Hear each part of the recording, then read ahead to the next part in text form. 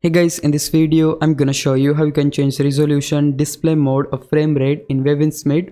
It's pretty easy. All you have to do, just hit the escape key or options button, then select settings. Right here we need to head over to display tab, and just here you can choose the visual type, like you can choose intense, vivid, whichever you like.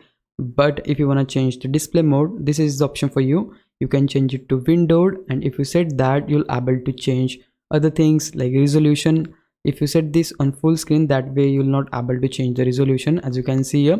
So in order to change the resolution, we should set the display mode on windowed, and from here you'll able to see all the available resolution according to your monitor. In order to change the fps limit, this is the option right here. So this is currently locked because we have enabled the vsync. So if you disable vsync, you'll able to see that the vps limit is now unlocked. So you can choose 30, 60, 120 or even unrestricted.